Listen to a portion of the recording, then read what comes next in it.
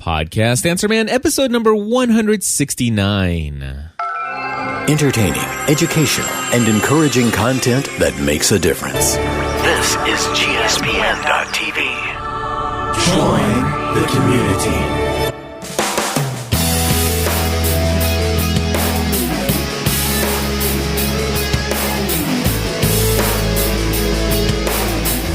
Hello, everybody, and welcome back to another episode of Podcast Answer Man. My name is Cliff Ravenscraft, and I am, you guessed it, yep, that's right. I'm excited for another weekly installment of answering some of your questions.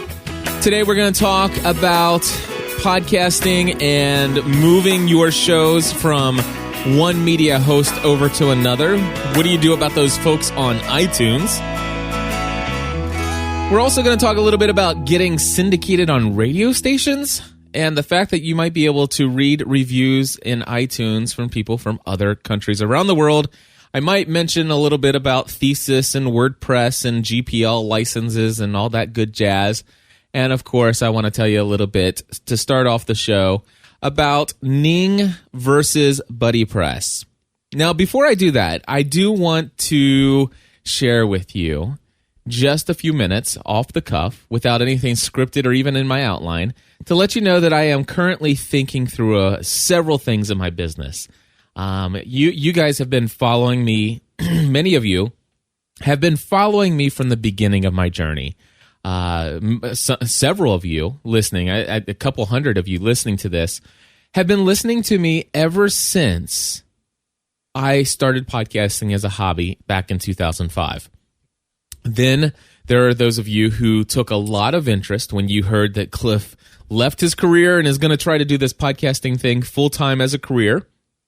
And you figured, hey, this is either going to be fun to watch a success happen, with my own very eyes. You hear about these stories like Sam Walton and all these other people who become millionaires and have the successful life-changing event and they write about it in their memoirs. But it's like, hey, I might possibly be able to witness this.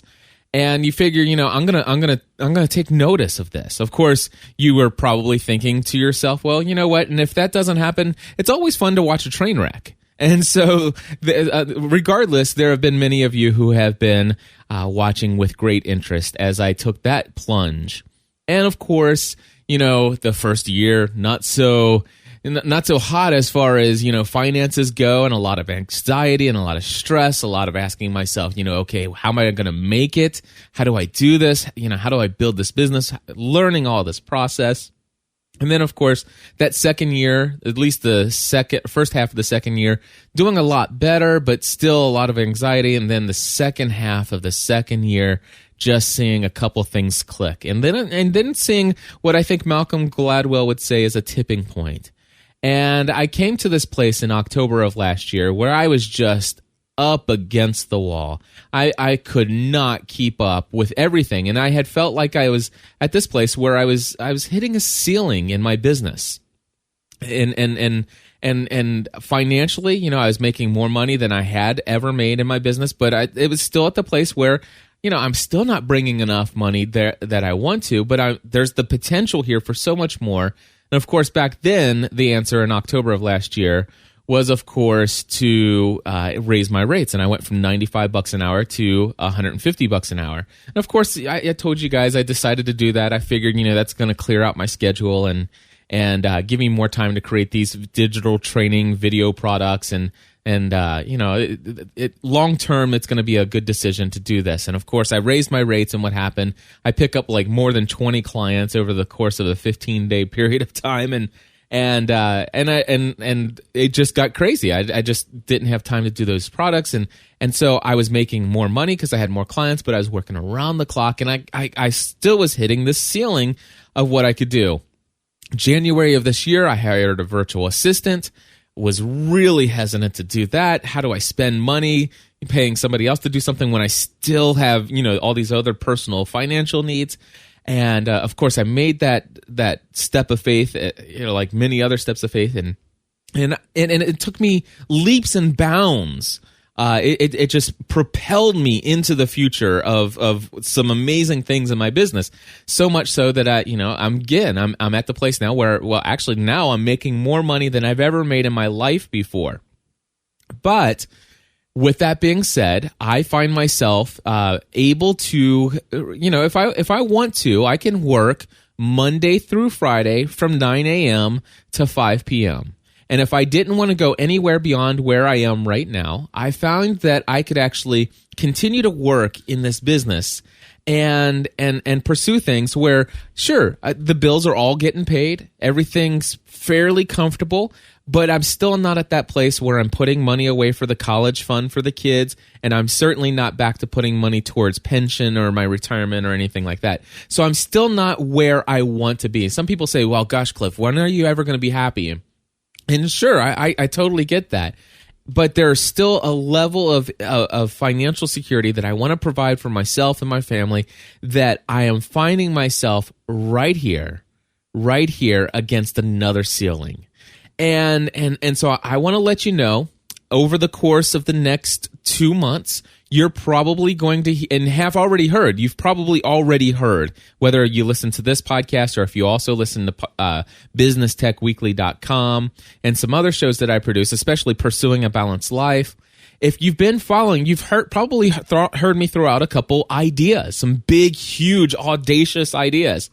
And I've already gone back on some of those, and it's like, maybe not that. And then I've thought about some other things. And I just want to let you know, over the course of the next 2 months, I really feel like I'm going to need to make some decisions, and decisions that will change things again. I'm not currently looking at raising my rates again at this moment in time, although I do know for a fact that if I was to increase my rates to, let's say, $200 or $225 or even $250 an hour, I would still be able to book as many consulting calls as I book right now. And so you might ask yourself, why don't I do that? And in fact, that's something I'm going to have to continue to ask myself, why don't I do that?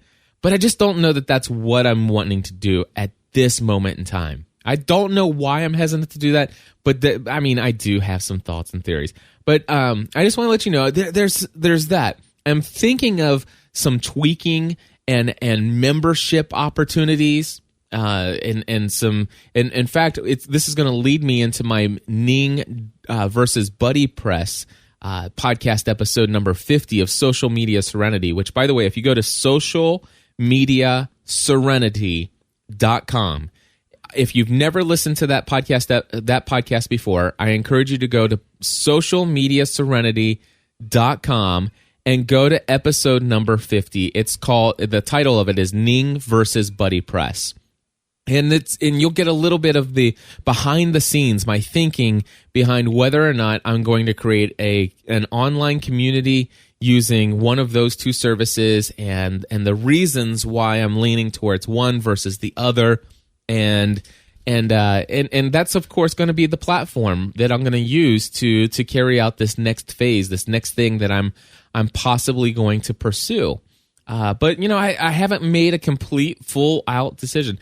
And so what I'm saying here right now is, over the course of the next few weeks, over the course of the next 2 months, I just want to ask you to bear with me, because I might bring out some ideas that sound a little crazy, might be different, but hey, it's going to be a fun journey. And if it's not a lot of fun, the only thing I can say is that over the next 2 months, I'll either make some really awesome decisions that my clients in the future are going to benefit from greatly when they ask me, hey, how did you do that? And I tell them.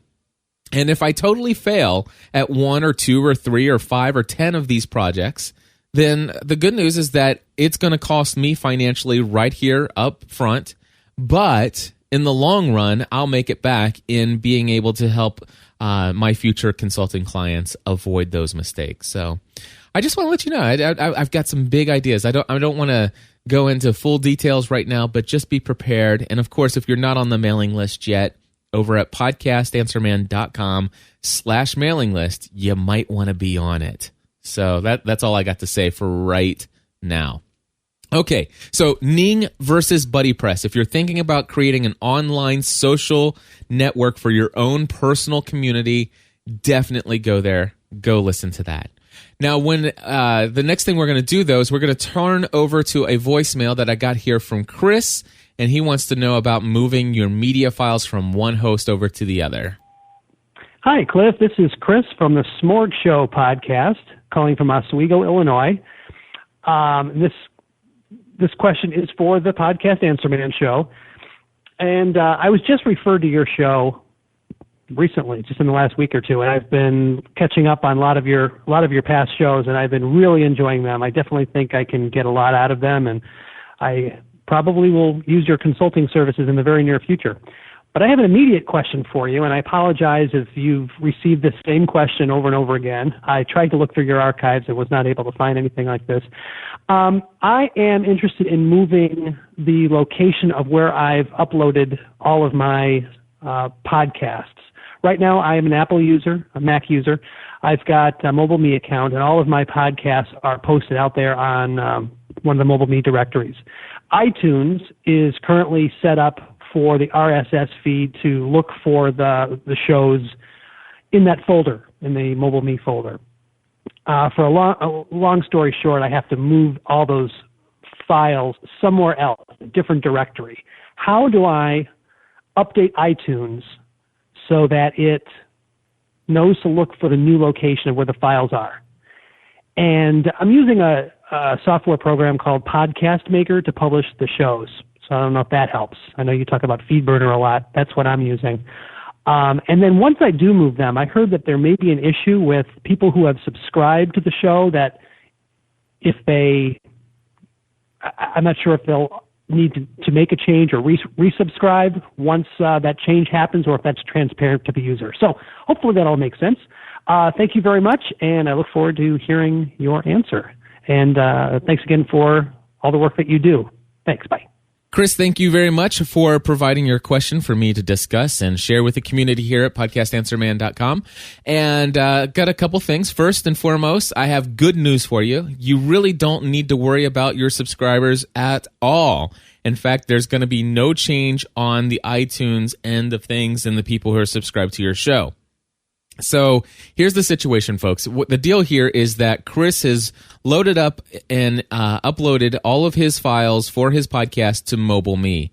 My assumption is that now he's got either so many episodes that he's running out of storage space on Mobile Me, which I'm assuming that that's not necessarily what's happened, due to the fact that, you know, if it were simply that, I would assume that you would just leave the ones you already got on Mobile Me there and just find a new place to start uploading your new stuff to, or you would even expand your Mobile Me account.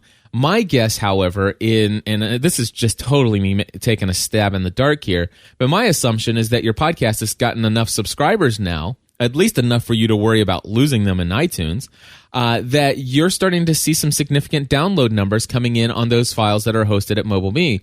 And either those files are starting to download so miserably slow that people are complaining about it, or perhaps you might be running into an issue where maybe the folks over at Mobile Me are saying, hey, this isn't this is a storage place. This is kind of like backup. This is not we are not a media hosting service for a podcast, my friend. You're going to need to move that stuff away.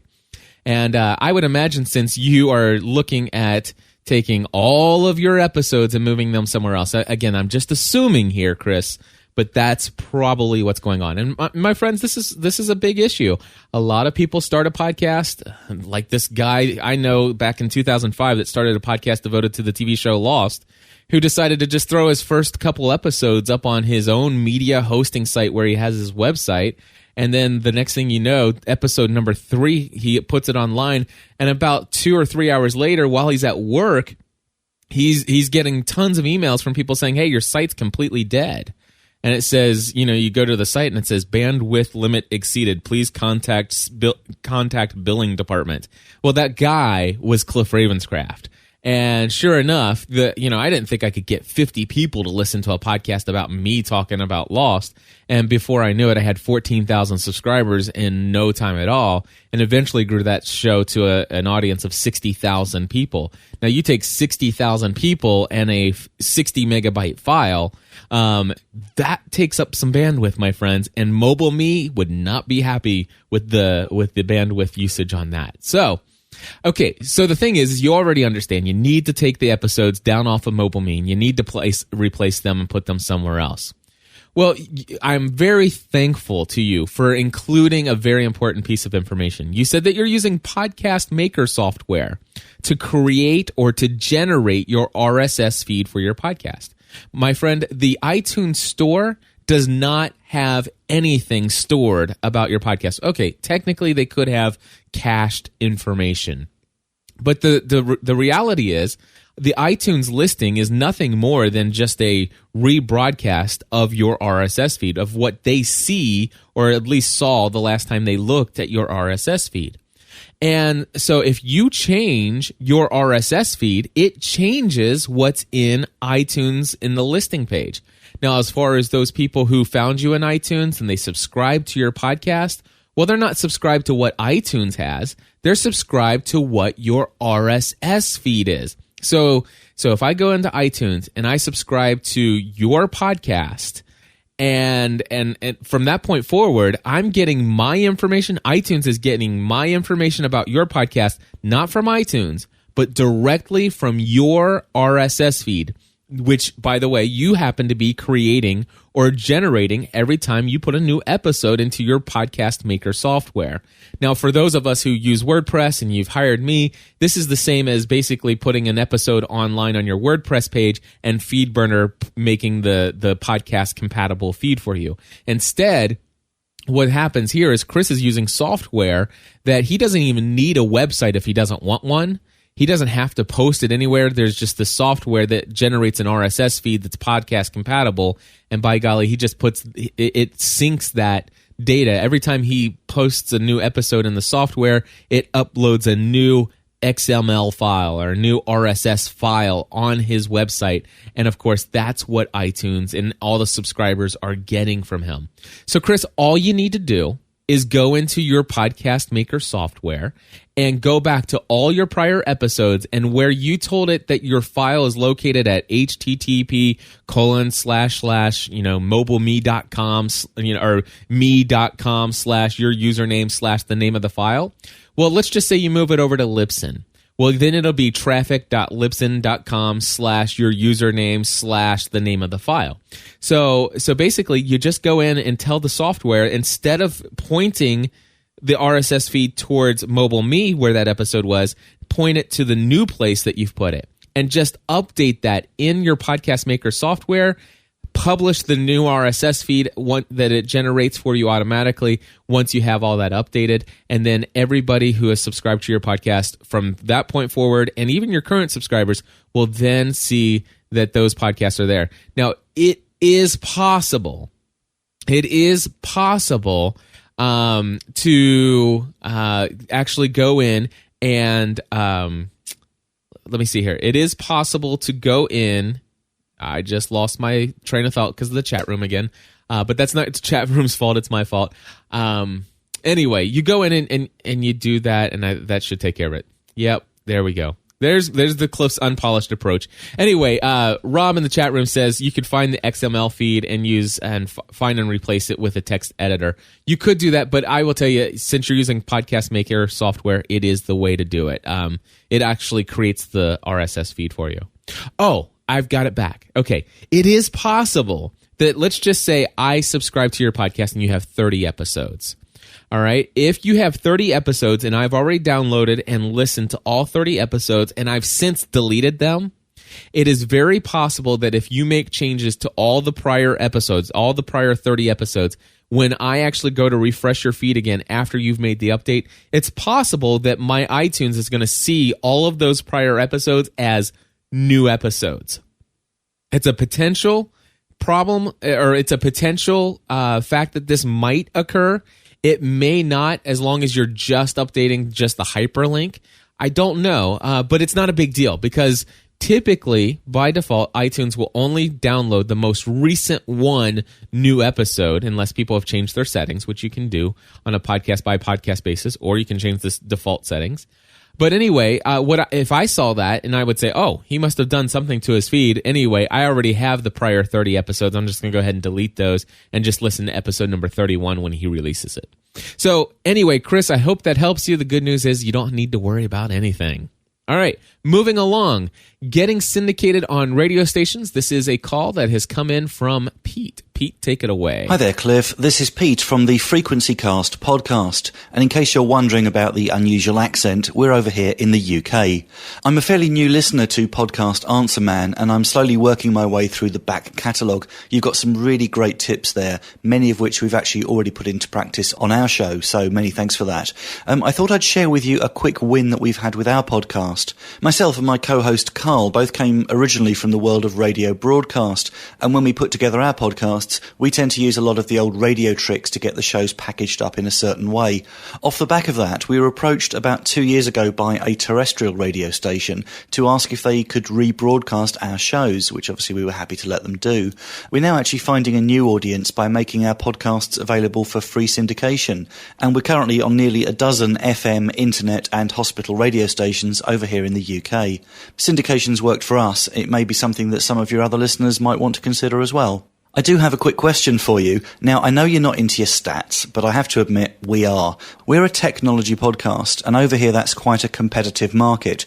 We're in the tech news category of iTunes, and our ratings tend to really fluctuate. Sometimes we're in the top 15, sometimes we're where we are at the moment, which is down in the 70s. The question is really this: how important is it for us to get a good position in the iTunes rankings for our particular category? We've got lots of 5-star reviews and some good feedback, but that doesn't seem to make any difference to our overall rating. If you've got any quick tips on how we could maybe find our way up the charts, perhaps even into the top 10, we would really appreciate any thoughts you've got on that one. That's all from this side of the pond, Cliff. Many thanks, keep up the great work, and looking forward to the next one. All right, Pete, thank you very much. And if you guys want to check out Pete's podcast, it's at frequencycast.co.uk. Anyway, Pete, I have some answers for you. And before, we'll talk about the radio station stuff in just a minute, but let me talk about iTunes real briefly. How important it is that you be at the top? Not very. It's extremely important that you are in iTunes. Now, if you are in the top 10 list in a specific topic or category, absolutely. Yeah, that's going to help you out. There's no question about that. Is it someplace that you're going to find yourself magically at the top of the list all the time? Absolutely not. Because let me tell you how it works. Number one, it's based upon, the most recent number of new subscribers to your podcast. And this happens to deal only with people who have subscribed to your podcast using the subscribe button found in iTunes. So you get if you start directing people saying, hey, if you're going to subscribe to our podcast, please head over to iTunes and subscribe there. That's going to help you out. That's why a lot of brand new podcasts can really reach up to the top, 10, 20, or 30 real fast just because they just entered into the category.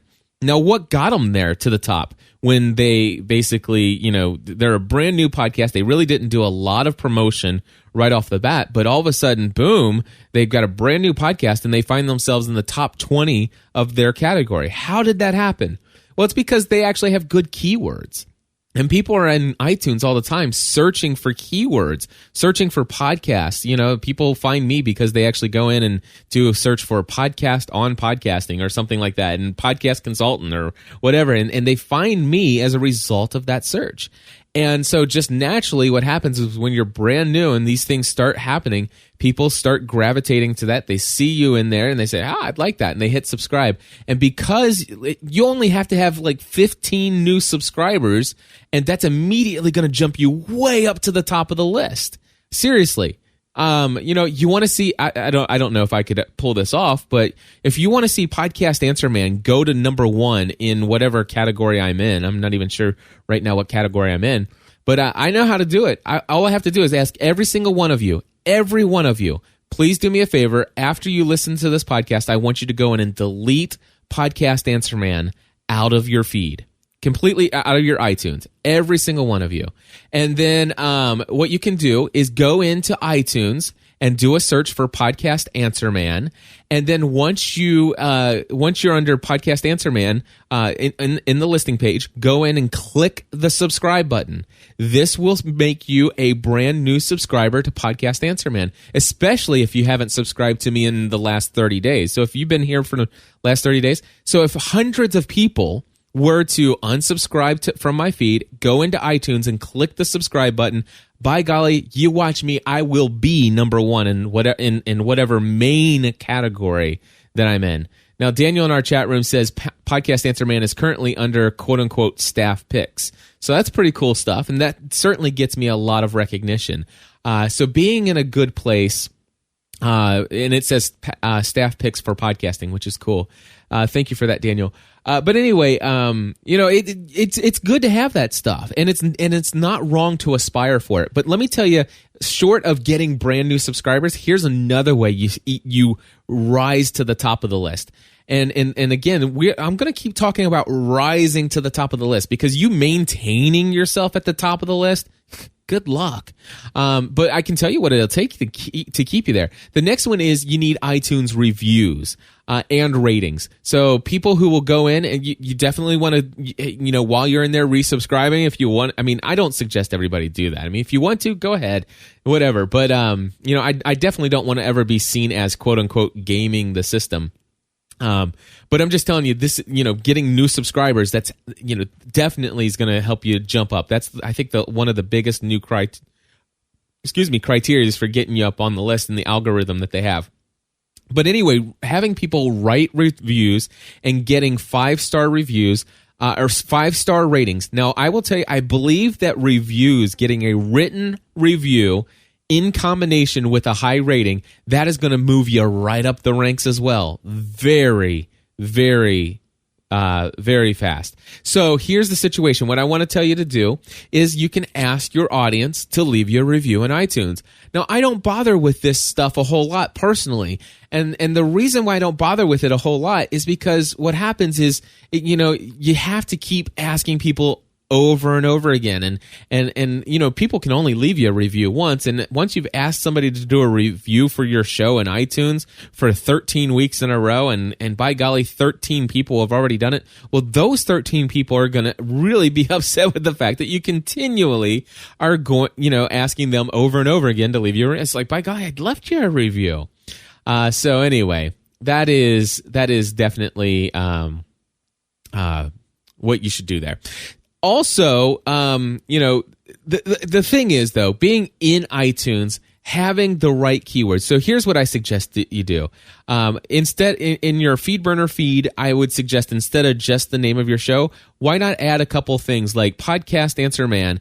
Instead of just put Podcast Answer Man, I think mine says Podcast Answer Man, devoted to podcasting and new media. And my keywords are podcast, podcasting, podcasts, consulting, equipment, all kinds of keywords that I hope to be found. And it's those things that are keeping me around the place that I am now. I will tell you this. If you want to be a featured podcast, you better go get yourself some professional artwork.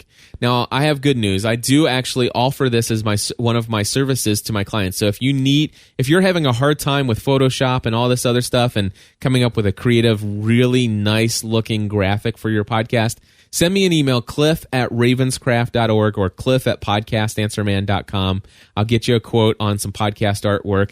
And I will tell you that it is absolutely mission critical that you have really good artwork, especially because most of the people in iTunes are going to find you as a result of a search. And when they find you as a result of a search, your artwork is standing right next to about 30 other people's artwork, and the best artwork wins. Even though they've never listened to your audio, it doesn't matter, because if you have really cruddy artwork compared to all the other people, they're going to get the listens first, and all they have to do is click on one of those people's iTunes listings, and as soon as they do that, dude, they forgot about you in that search result. They've moved on to greener pastures, my friend. So anyway, there we go. All right, let's move along over. Actually, before we move along, radio broadcast, syndication out on radio stations. First and foremost, congratulations. And by the way, when Pete sent this in, I sent him some messages back and forth. I wanted to get a little bit more information. And so I said, hey, can you tell me about how you went about this? So here's the email he sent me back. And Pete wrote, hey, back to your question on syndication. The first station came to us. A regular listener who we'd interacted with in the past works on a student radio station in Scotland. He wanted to do a technology spot in the show and asked if he could use an extract from a feature that we had done. It turned into a regular thing, and we mentioned it in our show. We then had 2 other inquiries right off the back as a result of that show mention. After a little investigation, we worked out that there are quite a few community a la PBS or charity or student-run organizations that have these radio stations, and they're desperate for free, regular content that fits their format. We found a few forums discussing radio and started interacting with those communities and offered out our show for free. I'm hardly an expert in approaching radio stations, as I'm sure you've experienced. This happened by accident, and we've been able to invest some time and to grow in this area. It has found a few new audience members for us. So basically, that's exactly some good stuff there. I know Father Roderick, my favorite podcaster and one of my best friends, does The Break, and he is syndicated out on several Catholic radio stations, and he did the same thing.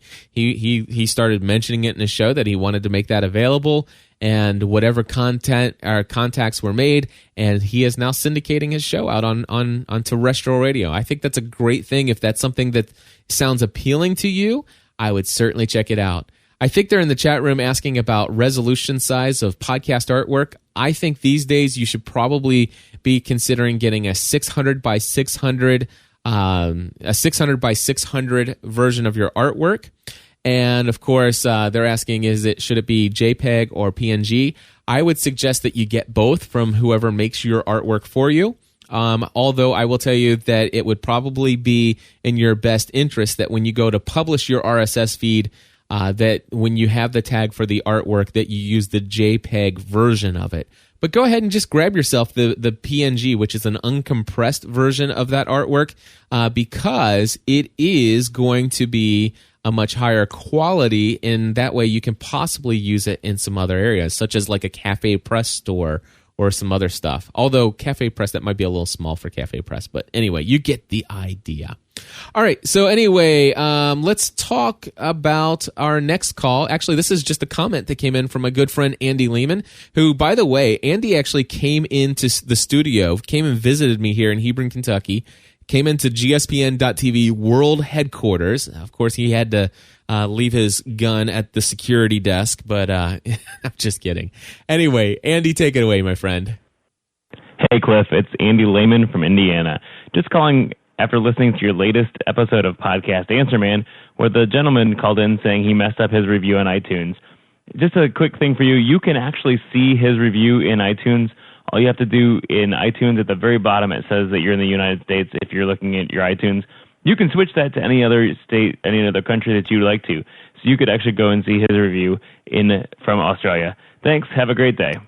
Andy, thank you very much. I never thought to do that before, and as soon as Andy said that, I basically went into the iTunes store, and if you scroll all the way down to the bottom of the iTunes store, he's absolutely right, and what you're looking for is a little flag at the very bottom right-hand corner. Of course, that is in the iTunes version, the latest iTunes version as of right now, Thursday, July 22nd, 2010. It's a little tiny circle, and it's got a little American flag, and if I click on that, it then pulls up all the other countries that I could choose from to go browse their stores, and absolutely, you certainly can go in and read other people's reviews in other countries, and I did that, and it was very cool. And by the way, I want to say special thanks to those of you in other countries that have been leaving some really cool reviews for podcastanswerman.com.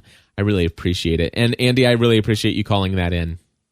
All right, so this one is my own personal topic I wanted to bring up here real fast. And this is about WordPress and Thesis. Now, I am not an expert on all of the information that's going on about the debate between the GPL, which is the General Public License. Now, WordPress is an open source software. It's absolutely free, and it is released under a license called GPL. This means that it's generally open to the public. You can read a lot more about it if you go and do a search for a GPL license, or if you go to WordPress and look under their license information at wordpress.org. You can read all about it. But basically, the idea here is it says, hey, we don't mind you taking this and building stuff on top of what we do. The only thing we say is that if you build stuff on top of what we do, we ask that you license it using GPL, meaning that it's not just this hammered down, stuff. You have to be able to release your code as general public license.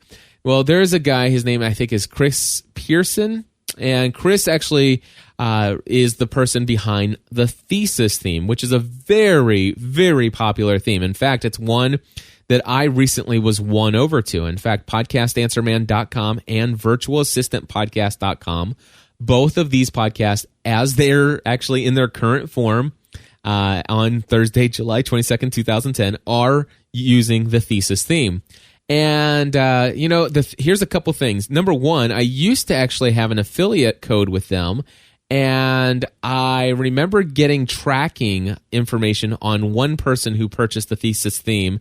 And beyond that, some real issues started to happen. He went from one affiliate provider over to another, and after that, I never got any affiliate recognition for any of my links, even though I did go and I got all the new links and everything like that.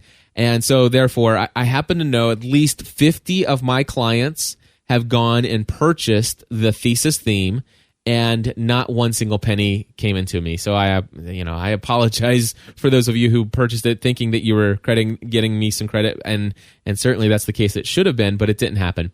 That didn't bother me because honestly, I'm just glad that people got a theme that I think is very good. It's very customizable, and there's a great community out there. Although Matt Mullenweg, who is the creator and founder of WordPress, is very upset with Chris because Chris refuses to release his themes under the GPL.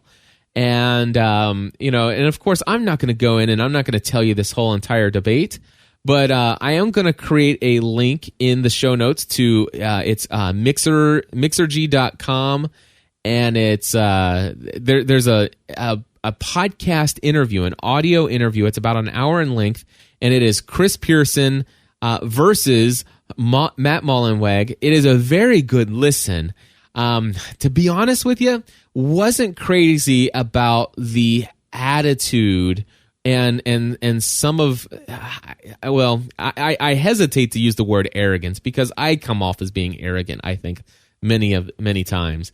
But I wasn't too crazy with the tone.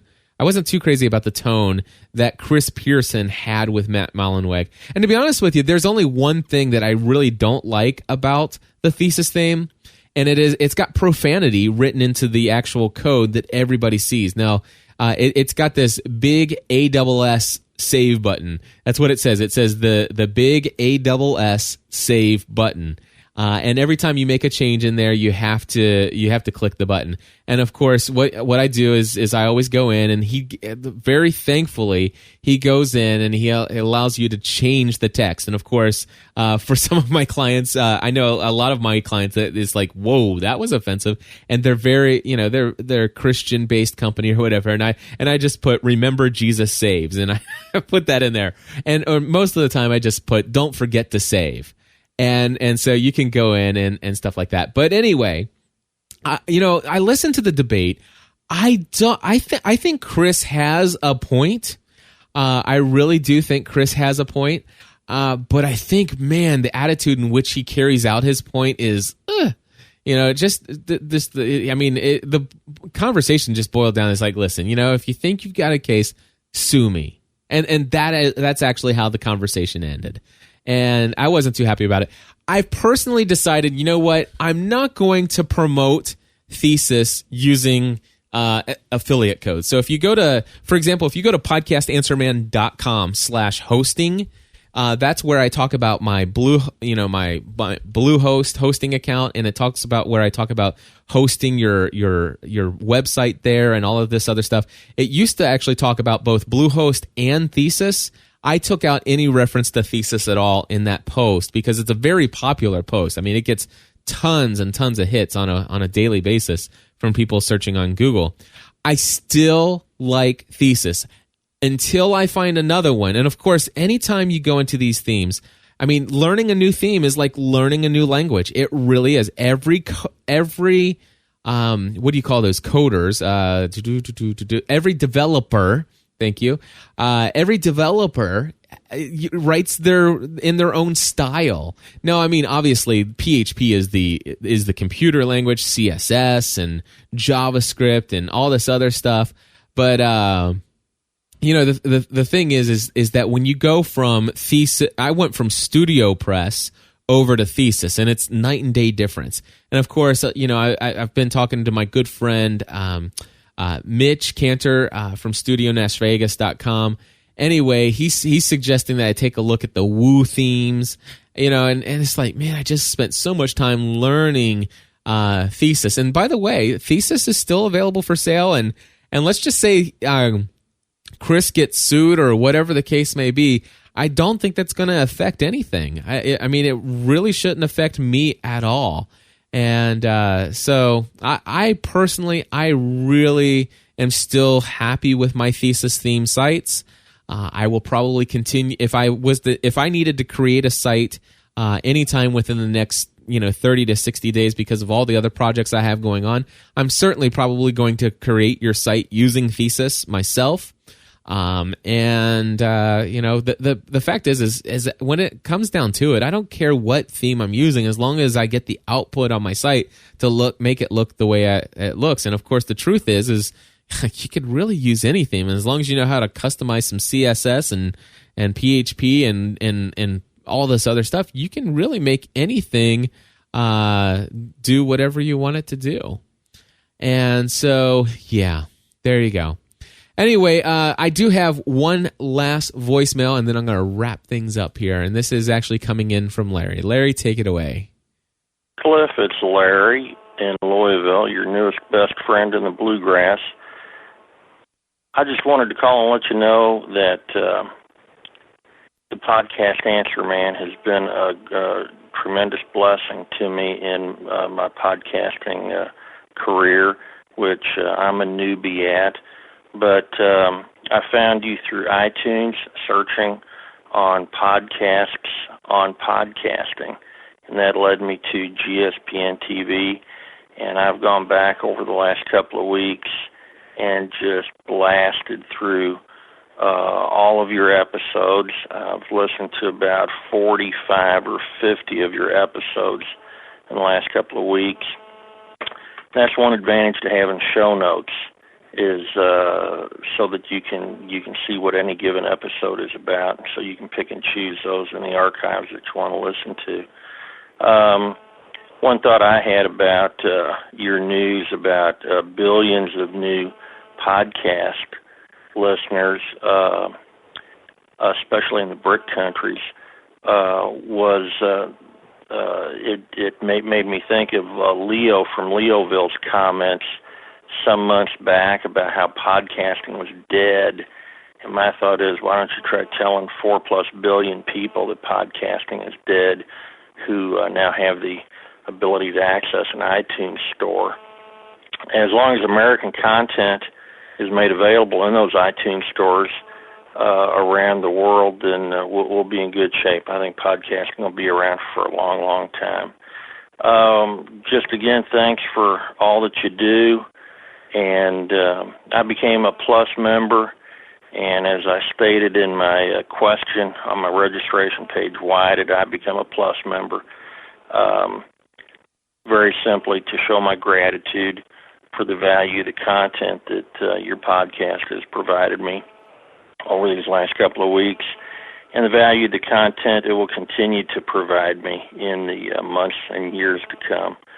Keep on doing what you're doing. You're appreciated, and I know I speak for all of your listeners. Be blessed. Thanks, Cliff. Bye. All right. Well, I'll tell you, Larry, thank you so much. And, it's a blessing to hear your voicemail. And I get so many of your folks' you send me emails saying, hey, I just found you 2 or 3 weeks ago. And wow, I thank you so much for all this information. I've listened to 35 episodes in the last week. And I hear from you. And I love to get those emails. Continue to send them in. I'm so thankful that you find all this valuable information and are able to apply it to what you're doing. I want to encourage you guys, if you haven't done so already, please head over to podcastanswerman.com/mailing list. Please get on the mailing list. Like I said, over the next 60 days, I'm going to be announcing some stuff and going to be trying some things out and seeing how things go. Definitely go over to socialmediaserenity.com. Look for episode number 50. That's Ning versus Buddy Press.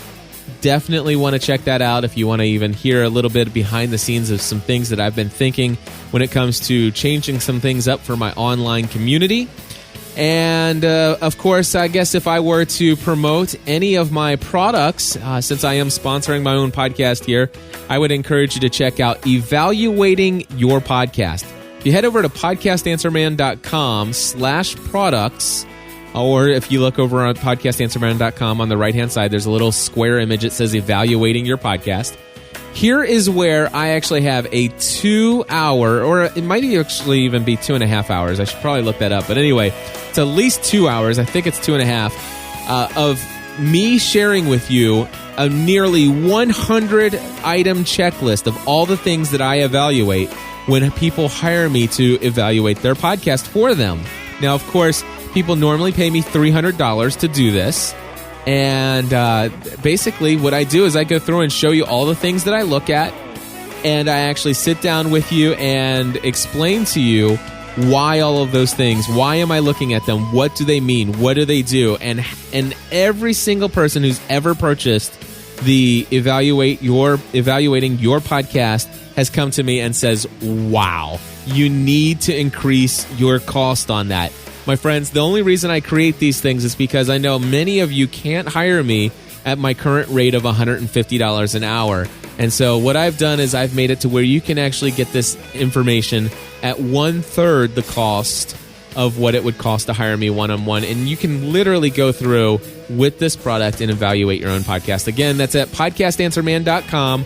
On the right-hand side, you're just looking for the little square image that says Evaluating Your Podcast. Anyway, folks, thank you for tuning in. Of course, I want to hear your questions for future episodes. Give me a call at 859-795-4067. Again, that's phone number 859-795-4067. If you have a podcast or a radio station you want to broadcast and syndicate my content out to, just send me an email, feedback@gspn.tv. God bless you all. I look forward to working with you in the future. Bye-bye.